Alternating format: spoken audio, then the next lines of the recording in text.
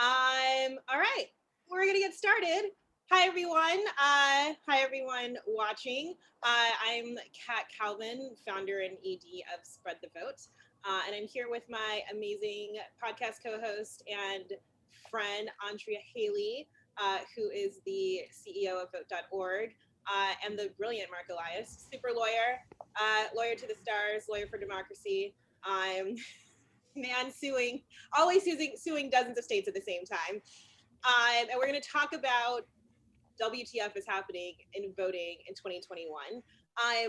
Very quickly, before we get started, there is on your screen in the bottom bar, there's a little thing that says Q&A. If you have any questions, you can just pop them in there and we will see them. And we will happily get to those.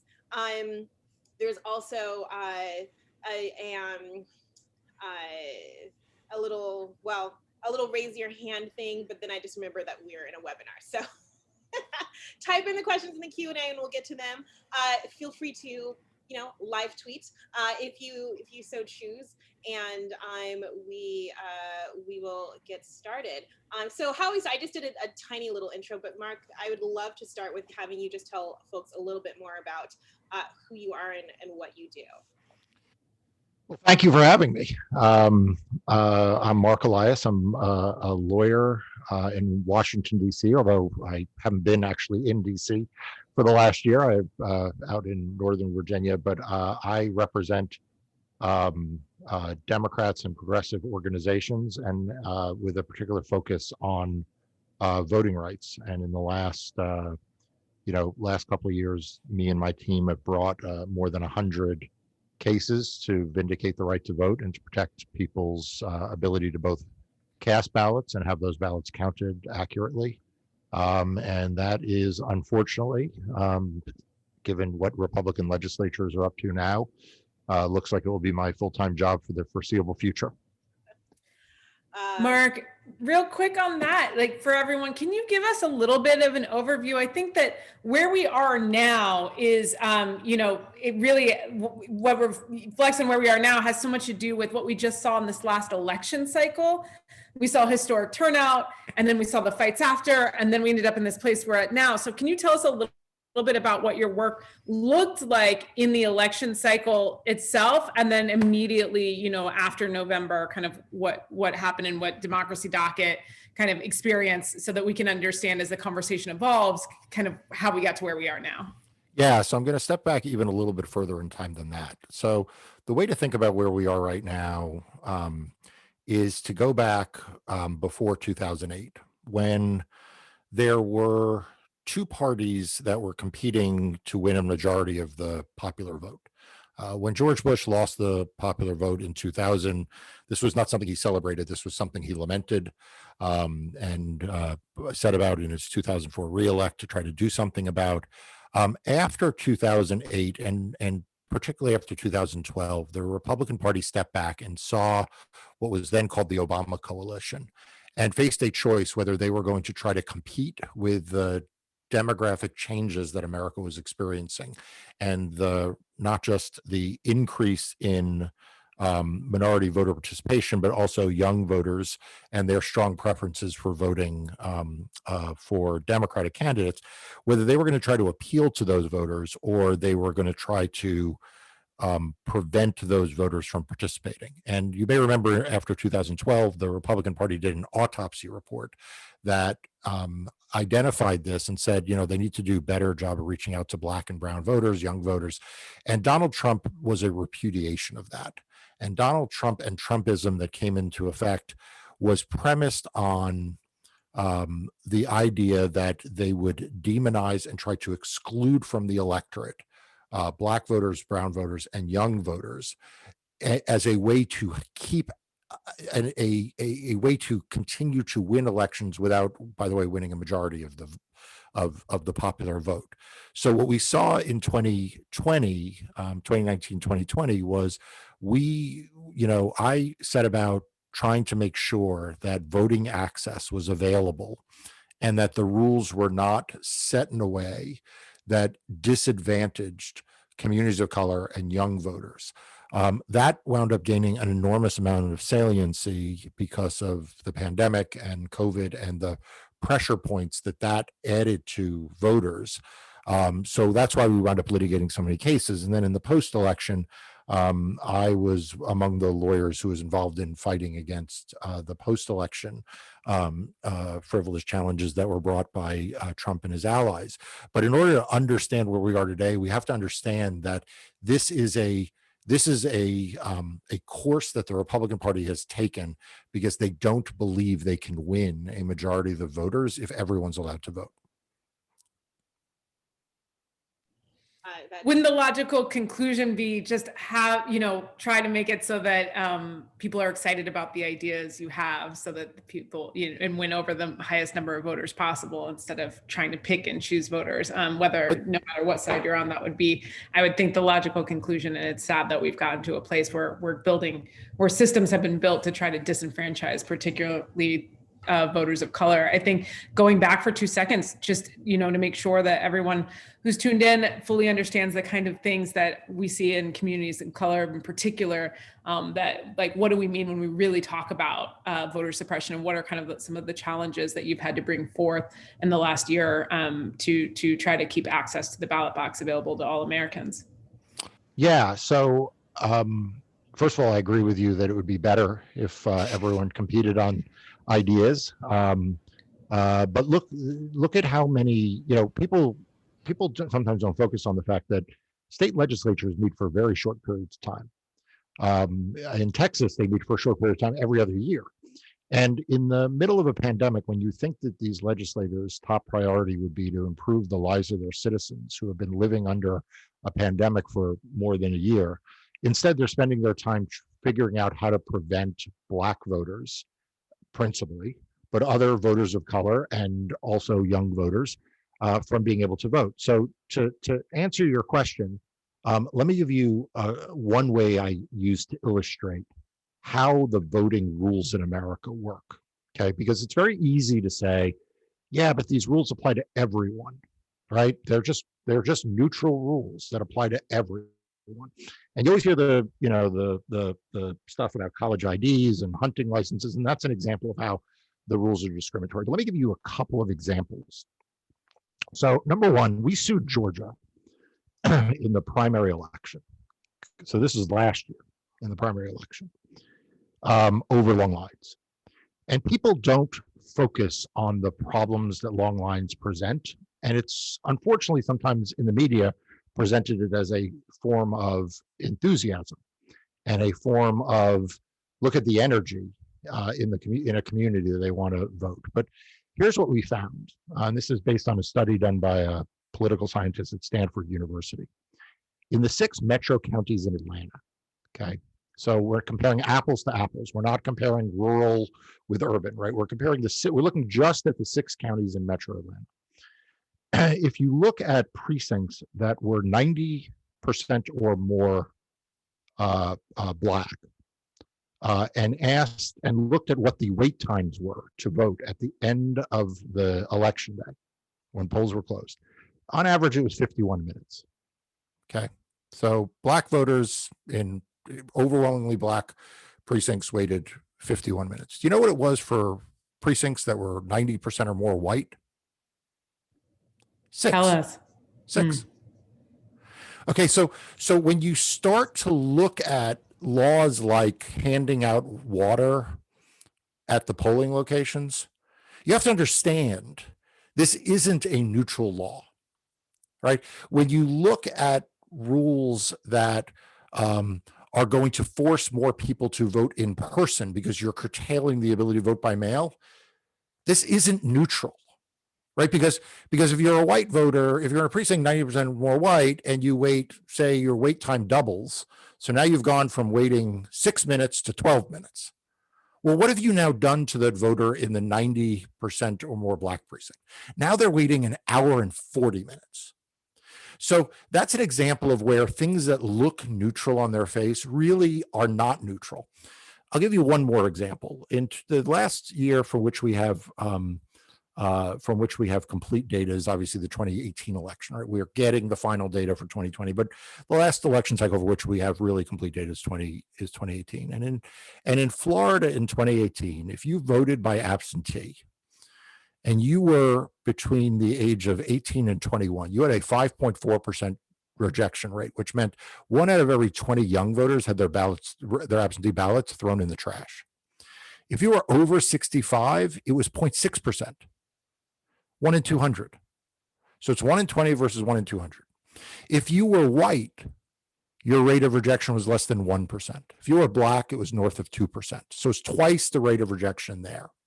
Now, if you were black and young, you can see what's happening here, right? As opposed to old and white. Now, the same political scientists who did that study then looked at Georgia, which was the Stacey Abrams election in 2018, found similar things based on race. You know what else they found? Is that if you were a woman, you had a higher rate of rejection than if you were a man. So I'm not here to say that the system in America was designed to favor old white men. I mean, we could have that discussion and we probably wouldn't have a whole lot of disagreement, but you don't have to agree that was the purpose. To understand that is the system we have. That just is the system we have. So when you make these changes to the rules that people will say, oh, but what's the big deal about this? What's the big deal about that? It's easy to say that when you're waiting 6 minutes in line. It's easy to say that when your absentee ballots aren't being rejected. But it's not fair. It's not a fair system for everybody where you have these differences. Well, you've now brought us through 2020, which I still can't believe we survived. And I'm convinced that we're in the matrix and we're actually just still in 2020 and will be forever.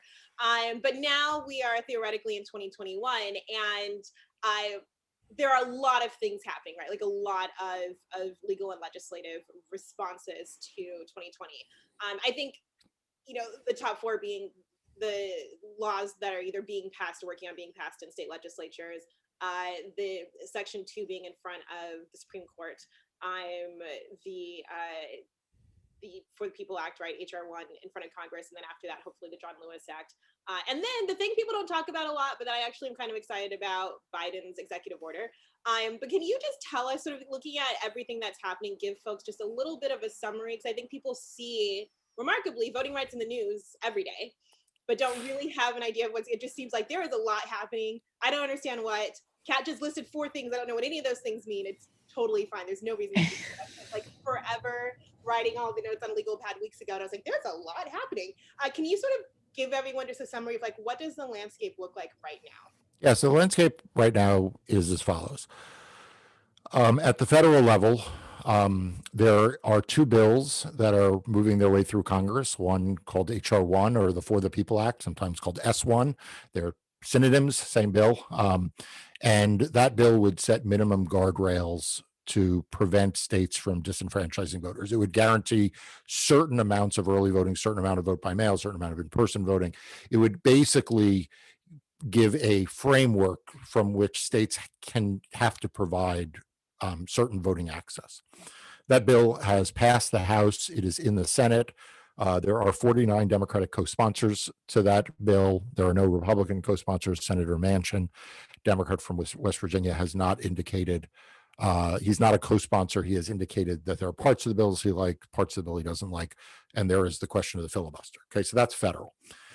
At the state level, we are seeing, there are Republicans, and I say Republicans because it is partisan. Republicans have introduced anti-voting legislation in 47 states. Now, that's not going to pass in 47 states. Obviously, introducing a bill doesn't mean it will pass. We saw the first voter suppression bill pass in Iowa, which limited early voting, in-person early voting, and just for the heck of it, cut an hour off Election Day to make Election Day shorter. We saw the second big voter suppression bill pass in Georgia, which does a whole bunch of things, including making it harder to vote absentee, a number of things that will make the voting experience, make lines longer, and obviously the food and water provision, but also does things like make it easier to lodge frivolous challenges and inconvenience voters where frivolous challenges have been lodged against them. And remember, in the Warnock special senator race, in the Warnock runoff race, we saw Republicans on an outside group challenge 340,000 voters' qualifications. 340,000, unprecedented in American history. Someone asked me, what, have I ever seen that before? I don't know that I've ever seen 34,000. I'm not even sure I've ever seen 3,400 voters challenged an election. So there are other things in Georgia that are problematic. That both the Iowa bill and the Georgia law are subject of litigation by me in Iowa and in Georgia, but also by there are 5 lawsuits in all. I represent New Georgia Project and Black Voters Matter in Georgia, along with a student organization called RISE. In Iowa, it's LULAC of Iowa. But there are a number of lawsuits otherwise in Georgia. Looking forward from there, we're seeing voter suppression legislation moving very quickly through the Arkansas legislature. The Montana legislature has passed 2 bad bills that are waiting on the governor's desk. Texas is moving a number of bills that would be problematic. Florida might be, Arizona, there are a number of bills in the legislature. We'll see what happens there. Missouri has some bad voting legislation that's been proposed. So it's quite across the board. But obviously the states that I worry most about are the ones that where there's Republican control of both houses of the legislature and the governor. And then can you talk just a little bit about what's happening with the Voting Rights Act in the Supreme Court? Because I think that's one people haven't heard a lot about. Yeah, so there are 2 pieces of the Voting Rights Act that get most of the attention. Section 5, which prohibited retrogression, which means states that had a history of discrimination, so-called covered states, were not allowed to make voting worse for voters, for minority voters in their states. And that was a remarkably effective tool against voter suppression. It would have blocked, for example, this bill that we've seen in Georgia. The Supreme Court in Shelby County versus Holder invalidated the coverage formula that allowed that to be enforced. So Section 5 we set aside. The second bill I mentioned, so there were 2 in Congress. The second is the Voting Rights John Lewis bill, the Restoration Act, that would reinvigorate Section 5.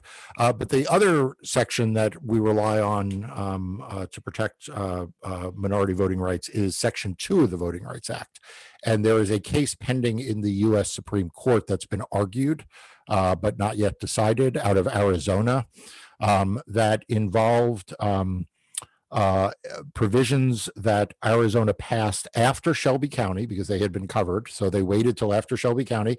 They enacted restrictions on ballot collection, third-party ballot collection, which the Ninth Circuit found was the product of a racially charged, I would say racist, racially charged video that was used by Republicans to demonize Latinos and Latino organizations.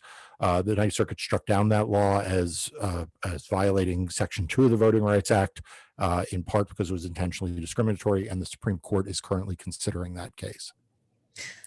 Marc, switching topics a little bit, what do you make of it's, in seeing all this anti-voting rights legislation crisscross the nation? One of the responses that we've seen back, especially from, conservative members, is this argument about when we're talking about federal legislation that would make some of the points in the state legislation moot.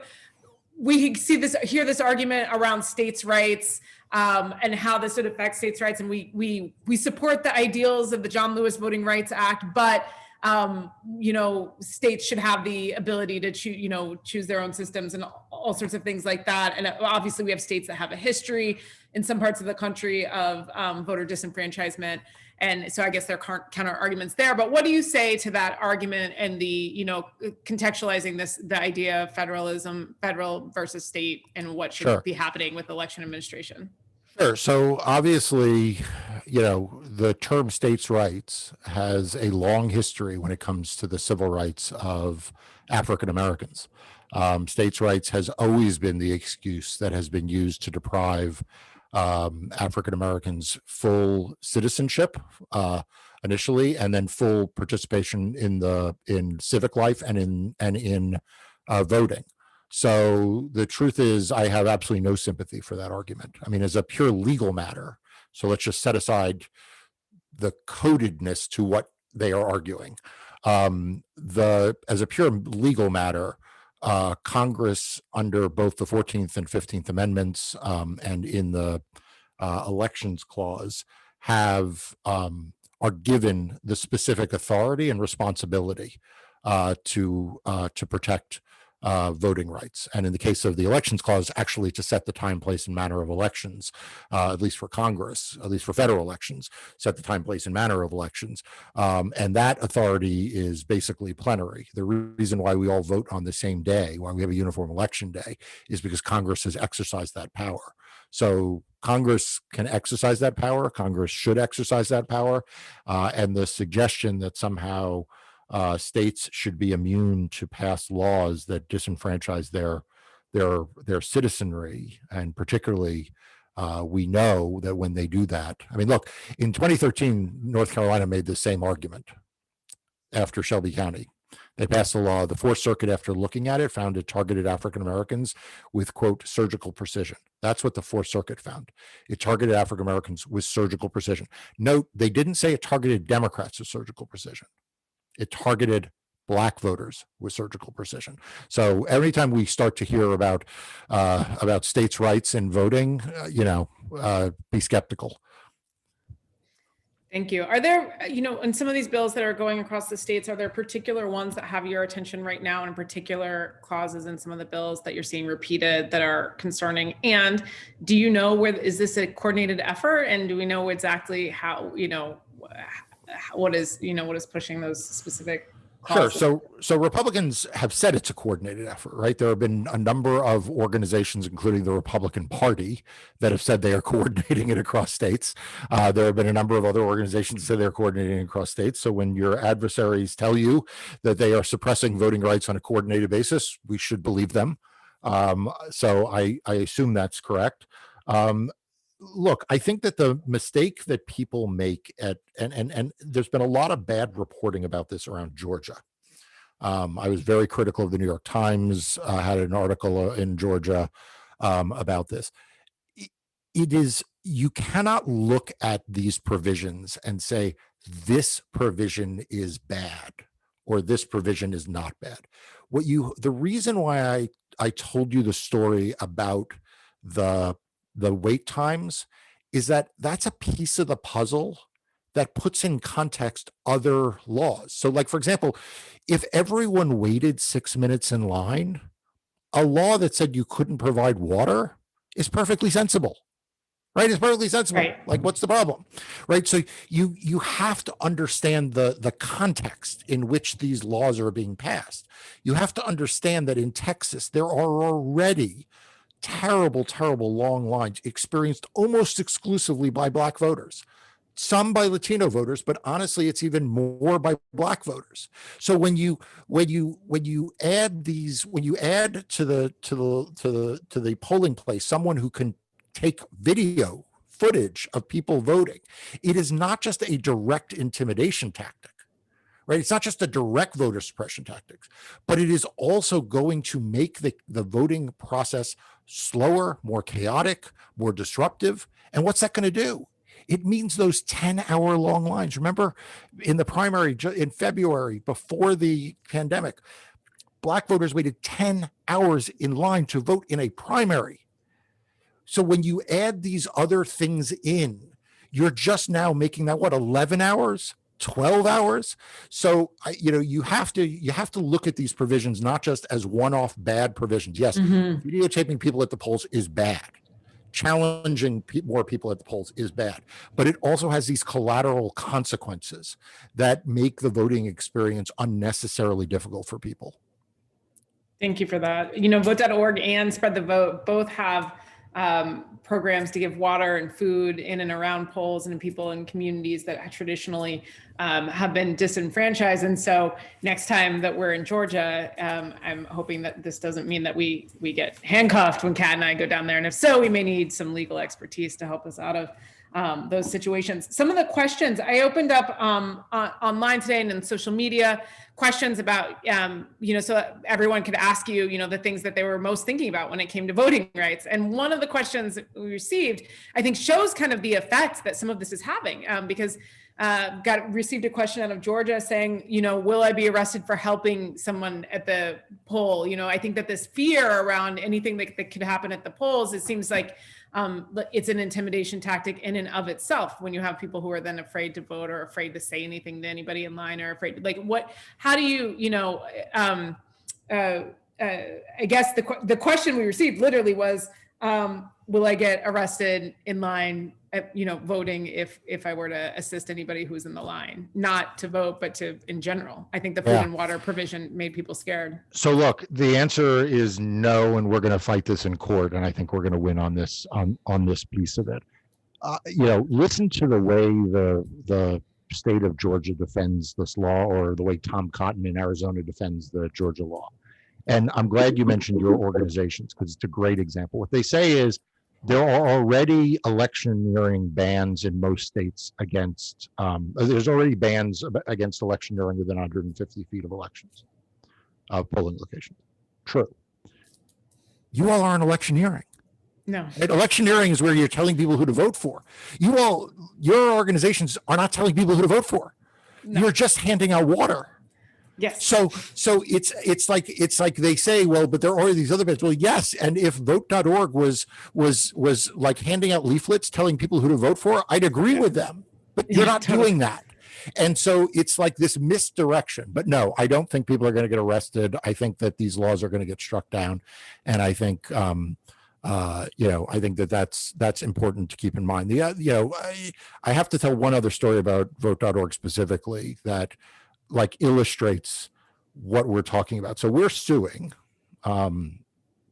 in Texas currently. We brought a lawsuit last year because it turns out that Vote.org had come up with a solution around the state of Texas's persistent denial or making it harder for people to get absentee, to register and get absentee ballots, which is they set up a system where essentially people could fill out the form and then fax or email their form to the county registrars.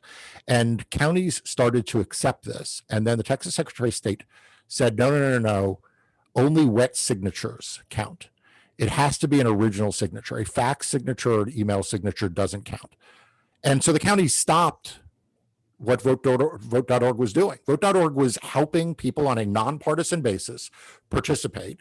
And the Secretary of State said no. Well, it turns out there's no legal authority that says that you need an original signature. In fact, think about it in your own life. How many forms do you now DocuSign or you email or fax a signature? So we're in court over that, but it's a good example of how even in a state where Vote.org struggled to find a way to help voters participate in the process, the state, has tried to block it. And that may be part of a bill now to try to codify that prohibition, just like we saw in Harris County, Texas, where they had these tents set up so that you could vote in a voting machine in your car in Houston. And they're now going to try to ban that as well. It's so frustrating. And thank you. Yeah. I mean, the idea should be to get to 80% turnout, and how do we build systems backwards from that? Not how do we try to reduce turnout? And it's just a never ending, very frustrating battle. So, and we have a few more questions that we have. One is what can people do right now? What are the actions that people, should be taking? And what are your thoughts about how to support the work and support democracy, the protection of democracy? Sure. So I have a couple of things. The first is, people should support organizations like Spread the Vote, like Vote.org, like, in Georgia, New Georgia Project, I mentioned Black Voters Matter, Texas Civil Rights Project. I mean, there's an enormous number of groups doing incredibly important work in this space, and they always need resources. So I will first say that, okay? Beyond that, people are always looking for the thing they can do for an organization. And certainly there are lots of organizations you can volunteer for, and that's great.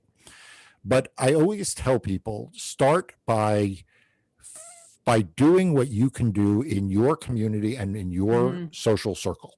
So one of the challenges I give to people is to stand in the town square and speak out. Now, the town square nowadays may be your Twitter account, it may be your Facebook friends, it may be your dinner table, it may be your dormitory, it may be your place of work, it may be your uncle or aunt who believes that voting should not be easy.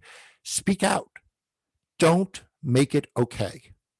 Don't let it be normalized. Take a stand and be willing to have the courage of, in front of your clients, your customers, your coworkers, your friends, your colleagues, your relatives, to say opposing voting rights is not okay. Making it harder for Black and brown and young voters to vote is not okay.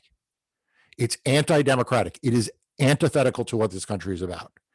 And that is in some ways the hardest thing for people to do. It is easier for them to go online and click a form or sign a petition than it is for them to actually take a stand in their town square, whatever that town square is. And if every person listening to this would be willing to take a stand with their family, with their friends, and not turn away from it, but turn into it and confront it, I think we'd make a lot more progress, because in the end, we're going to have to convince Americans of all stripes and persuasions and ideologies. We're going to have to convince people that suppressing the votes of your neighbors and your family and your friends is not okay. I think that's something that a lot of groups have been trying to get folks to understand, is you can't be passive about this. And, it's like putting up a black square on Instagram. Like, it's not doing anything. But I think that one thing that, we get a lot of questions about, that people don't know, because we don't talk at all in this country about how, our civic system actually works, is who is actually in charge of elections and how can we impact that, right? And people don't really understand how boards of elections come into play, and secretaries of states, et cetera. Can you just talk a little bit about, what are those offices and positions that control and affect elections, and how we can get engaged with them? Yeah, so it's a really good question. So people tend to think of the most impactful aspects of our government at the national level. And in some ways, because of the importance of democracy and election administration, it's really at the local level. In most states, elections are administered at either the county or the sub-county level. In Michigan, it's administered literally at the town level. What happens at who is on the state board of elections is very important. Who's on the state board of canvassers is very important, but who is on the city board of canvassers? Who's a city clerk or the city registrar or the town clerk or the county registrar are where the rubber meets the road, frankly, around election administration. And really quickly, can you just tell folks about DemocracyDocket and what it is? Yeah, so DemocracyDocket began in early 2020. I decided I had been sending emails to people saying, hey, like, have you seen this? And it was like, basically I had like 200 people who I would constantly pester with emails. And over time, people would be like, can you add so-and-so to your email list? So I said, fine. So I decided that I wanted a way that I could send out emails on a regular basis where I was like pointing out things about voting. And then so I started doing that, and then decided that I could post some of the content, because they tended to be fairly like dense things. I could post some of those online. And at the same time, I was getting a lot of questions from reporters and online for copies of case decisions and pleadings. So in March of 2020, I founded DemocracyDocket as a place where you could find two things. Number one, you could find good, accurate information about voting and voting rules. And number two, you could find original source materials for litigation. So if your neighbor said to you, oh, don't you know that every case that Donald Trump brought was thrown out on procedural grounds? None of them were resolved on the merits. You could actually go and download the court decision and say, no, here it is. Or you could provide a link and say, look, just click on this link and it'll bring you to all the cases in Missouri or all the cases in Michigan, and you can read for yourself. So the idea was to democratize information around voting and elections by providing good information and also by providing access to court decisions.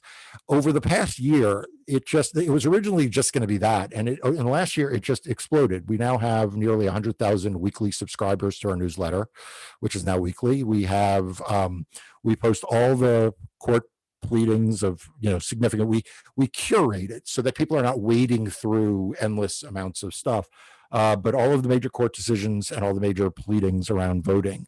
And so that's what you get if you go to democracydocket.com. You can sign up for a newsletter, get that information, and then obviously on social media we try to add whatever else is happening. So for example, today, good news, the state of Montana failed to pass a voter suppression law. So you would have learned about that first on DemocracyDocket. I think they were the first site to put that out into the world. That's fantastic. The information that you and your team make available to everyone is so helpful. It's helpful to citizens, helpful to program heads. It's DemocracyDocket is really, it's become such a great resource.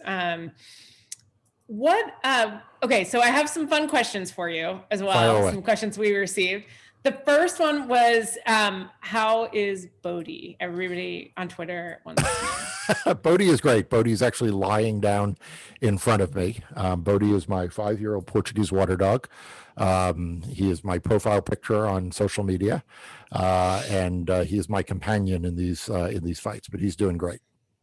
And then another question that we received is, what is behind your headshot picture where you're looking up? How did that headshot happen? And what are you looking at, or what is the spirit of? I don't know. I'm not sure. I've been asked that before, and honestly, I don't remember. You love it. It looks like you're like a man on a mission, to stop voter suppression. Yeah, I can tell you when it was taken, so I can speculate, but it was during a hearing in North Carolina while I was challenging the outcome of an election that actually got thrown out. And so it may be that I was looking at a screen. I don't know. I get asked this all the time, and I'm not sure. I don't know if there was a video screen above me or whatever, but it's a good question. And speaking of Town Square, before, you take a stand all the time on Twitter, have a great account. Everyone should follow you definitely for up-to-date information on what's happening across the civic landscape and legal landscape as it pertains to voting. How have you found, and I understand that you had your first experience on Twitter Spaces recently as well. How was that? And how do you translate some of the concepts are straightforward. Some complex legal, work. Are you finding translating all of this into social media, into Twitter Spaces, into conversations? How's that going? And is this a new kind of experiment for you and where you're going next? Yeah, so I did try Twitter Spaces. I have to say, it was really easy. I mean, I don't mean to be an advertisement for Twitter or Twitter Spaces, but I found Twitter Spaces actually very easy relative to Clubhouse. I probably shouldn't say that because Clubhouse will be angry, but I found Twitter Spaces super easy. Maybe it's because you already have your followers built in. I'm sure I could get better at Clubhouse, but I thought it was really useful. And I had done some Twitter Q&As before. I really think it's important that those of us who have a platform to make ourselves available to answer in non-legalistic ways in like very direct ways, like what's happening. Because as you all said, like people are like sort of paying attention. Like they know there's a lot of it in the news, but they kind of want good information. So, if Twitter Spaces is a way to do that, count me in. You're like the nation's lawyer and the advocate for all voters out there. And it's awesome to be able to get information directly from you. So Kat, what do you have? I see you clicked off your mute. Well, we're going to wrap up in a second. If you have any last questions, toss them in. Amir, I hope you already answered your question about how to get involved. If not, write in more details. There is a question here just about groups like Vote.org and Spread the Vote. I'm working with the party. And I think one really important thing, and I actually thought of this when you were talking about electioneering, one important point is we're 501c3 nonprofit organizations. We couldn't get involved in partisan politics if we wanted to, which makes that electioneering question even more absurd, because if we were electioneering, even if it was allowed, right, you could take away our nonprofit status, right? So it's absurd. But it also, I think importantly means that we can't work with parties because I don't care what party you're in, I want you to vote. And so I hope that answers your question. But I don't know, Marc or Andrea, if you wanted to sort of throw anything else in there about the difference and importance of sort of parties doing this work versus nonprofit organizations. Yeah, so look, that's the reason why I pointed out what I did, which is that I think it's actually kind of insulting to the hard work that organizations like yours do in servicing voters. Like you're just trying to, I've had this argument with Republican election officials and Republican lawyers, like all they're trying to do is help people vote. Like they're not trying to pollute the rivers. They're not trying to like literally all they're trying to do is to help people participate in democracy. And so to accuse them of these sort of weird, schemes where they're going to be electioneering. I mean, yes, I didn't, as a lawyer, I should have mentioned the tax status piece, but like in some ways it's just insulting to the vital role that you all play in just helping people vote. It's true. It's really true. And just trying sometimes to bring, to help people vote. And then when it comes to the food and water at the polls, it's really, I think at the very end of the election cycle, Kat and I wanting to bring some joy and wanting to bring something, not, make the experience miserable, but try to make the experience fun. So that is the, long term, that's where we'd like to see things go. Marc, go ahead. If Georgia doesn't want us handing out water, just give everybody 6-minute wait times. Right. You won't, because then there won't be a need. So there's also a solution for that, which Georgia could do. Yes. I think one of the things that you point out online all the time that's so important is that all of these things are very conscious decisions. They don't just happen to be this way. It doesn't just happen to be that some people are experiencing really long lines. It's a policy choice, a policy decision. And I think at the end of the day, I hope that, that's what people, walk away with and remember, and that there's always a time to take a stand, and there's always a time to fight for a system that works better and includes all Americans. Yes, Marc, that's exactly right. Is there any last thing that you think it's really important for people to know, or that you want to say as we wrap up? I think it's important that we not let this moment pass by getting tired of it. I'm glad to see corporate America, is weighing in, but I'm also skeptical that they will stay engaged. So I hope that I'm wrong, and I hope that they stay engaged, and I hope that they continue to put pressure on protecting democracy. But for listeners to this, that's also true for individuals. It's very easy to feel like the election's over, this candidate won, that candidate won. Like I can forget about this for another 18 months until we get closer to the next election. And that's just not true. Like we can't get fatigue from this. Democracy is too important, and your individual vote matters. Your vote matters. We've seen elections. There was just a House election in Iowa decided by 6 votes. 6. So, you can't give up on the concept of democracy, and everyone's got to fight for it. Amen to that. Marc, thank you so much for joining us. It's been a wonderful conversation, and thank you for the fight that you and your team, bring forward every single day. Thank you for protecting American voters. You know, we all owe a debt of gratitude to you in the work of DemocracyDocket this year. So thank you. Well, thank you both. Thanks. And to everyone watching, first of all, thanks for coming and sticking through this whole thing. I put some links in the chat, but you definitely want to subscribe to DemocracyDocket at democracydocket.com. Follow Marc at Marc Elias on the Twitters. I don't know. Are you also on the Instagrams, the TikTok? Are you making TikToks? You should make TikToks. Yes. this has to be a thing. We should talk offline. I'm not on TikTok, but I'm open. We're both way too old to be your TikTok guru, but you can. I'm all for it. Visit Vote.org. The website is in the name. They make it very easy for you.